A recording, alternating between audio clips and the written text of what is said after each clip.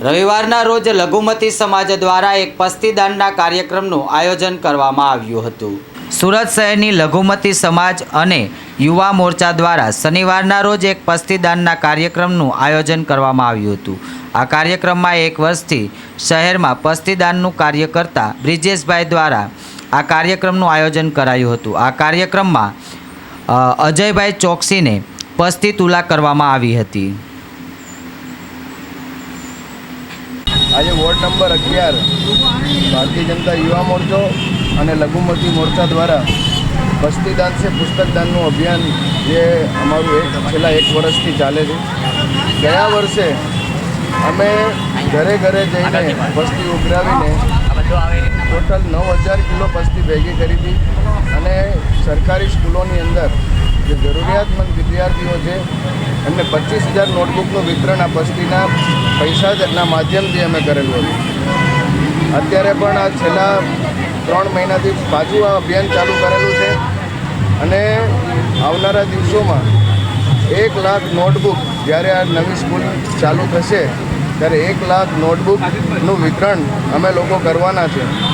નરેન્દ્રભાઈ મોદી સાહેબનું જે વિચાર છે પઢેગા ઇન્ડિયા, બેટી બચાવો બેટી પઢાઓ, એ વિચારને અમે આગળ લઈ જવા માટે અમે યુવાનોએ આ પસ્તીદાન છે પુસ્તકદાનનું અભિયાન ચાલુ કરેલું છે અને જરૂરિયાતમંદ વિદ્યાર્થીઓ કે જે અત્યારે લોકો પસ્તી આપે છે કે 1 મહિનાની પસ્તી આજે આપણે હિસાબ લગાવીએ તો લોકોના ઘરમાં 100 થી 200 રૂપિયાની પસ્તી ભેગી થાય। એ 100 રૂપિયાથી એક વિદ્યાર્થીઓને અમે 5 નોટબુકનું વિતરણ કરીએ છીએ એટલે 5 નોટબુક બી 100 રૂપિયાની થાય।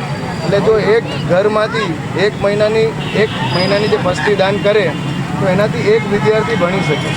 એટલે 1 મહિનાની પસ્તી અને એક બાળક ભણાવો, આ રીતનું એક અભિયાન અમે ચલાવ્યા છે અને સુરતમાં નહીં પણ ગુજરાતભરમાં આ અભિયાન ખૂબ પ્રચલિત થયું છે। લોકોના ખૂબ પ્રેમ આશીર્વાદ બી પ્રાપ્ત થયા છે અને આવનારા દિવસોમાં વધુ આ અભિયાન આગળ ગુજરાતભરમાં ચાલે અને સૌનો સાથ સહકાર મળી રહે એવી અપેક્ષા સાથે આવું કરવાનું તમને પ્રેરણા ક્યાંથી મળી? નરેન્દ્રભાઈ મોદી સાહેબનું જે આ વિચાર છે એમનાથી જે અમે મન કી બાતની અંદર નરેન્દ્રભાઈ હંમેશા યુવાનોને કંઈક ને કંઈક કરવા માટેનું આહ્વાન કરતા હોય છે।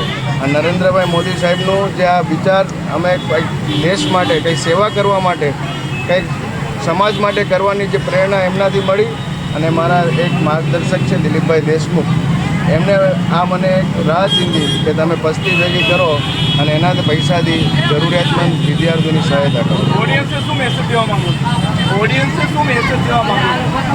ઓડિયન્સને મારે એટલું કહેવું છે કે આપના ઘરમાં ખાલી 100 રૂપિયાની પસ્તી ભેગી થતી હશે મહિનામાં, જો તમારે ત્યાં એક ન્યૂઝપેપર આવતું હશે તો, અને એ પૈસા તમે પસ્તીમાં રદ્દીમાં આપી દેતા હશો તો એ પૈસા ક્યાં બી ખર્ચાઈ જતા હશે તમને ખ્યાલ નહીં આવે। આજે મારી પાસે 700 થી 800 ઘરના એવા ડેટા છે કે જે હર મહિને મને પસ્તી દાન કરે છે ને એ લોકો ગર્વથી કહે છે કે ભાઈ અમારા આ પૈસા 100 રૂપિયા બી આ જગ્યાએ ગયા છે, કેમ કે અમે લોકોએ ખૂબ દરેક સ્કૂલોની અંદર જઈ અને નોટબુકનું વિતરણ અલગ અલગ ધારાસભ્યો, સાંસદો અને સમાજસેવીઓ પાસેથી કરાવ્યું।